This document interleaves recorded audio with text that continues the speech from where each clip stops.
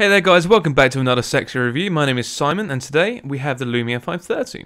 Let me just start from scratch and say that this phone is basic. If you want something cheap and cheerful, then you're looking in the right area. If you're looking for a powerhouse phone souped up to the max with graphics card chips that can launch your rocket to the moon, then this isn't the phone for you. So straight away, as you can see, that this phone isn't very big. It fits nicely in the palm of your hand and everything has that nice ease of access feel to it. Everything being in reach with your thumb is always a nice feel, considering that most phones these days are a lot easier to use with two hands. This is a cheap phone, and at its current point in time, I think we are selling it roughly between £50 to £90, depending on what colour or network you get it on.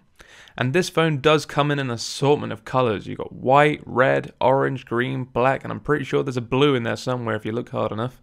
If you're new to Lumia, then you're probably going to have a hard time working out how to get the back off. You have to press your thumb into the back of the camera and then pull at one of the sides to pull it off.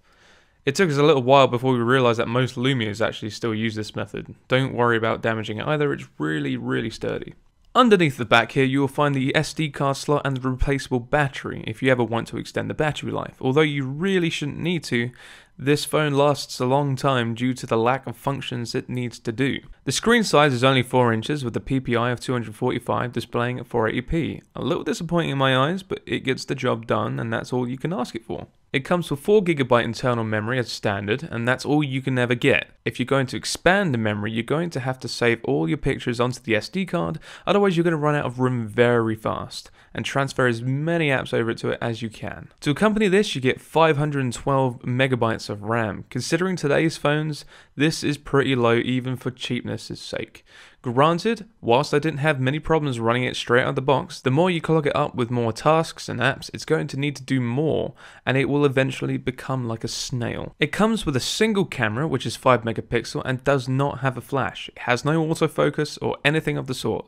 It is as bare bones as you care to get. So if you're a late night clubber hoping to duck face all the ways to the dance floor, it's not going to happen. And to finalize it off, it comes with a Snapdragon 200 chipset featuring a quad-core 1.2 GHz CPU and a Adreno 302 GPU.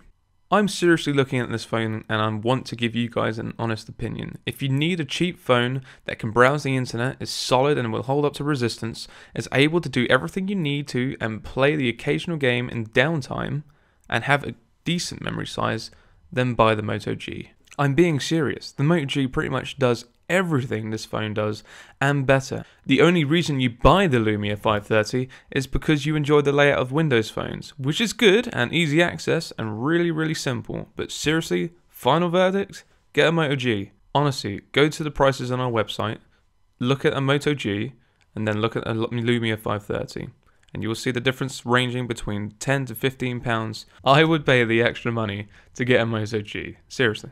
That's all guys, sorry about how disappointing it turned out for the Lumia 530, but I'd much rather you guys walked away armed with knowledge rather than buying a phone without a clue. If you want to check out for prices, then go to our website at www.webuy.com or visit your local sex store. Have a good one. Seriously, buy the Moto G.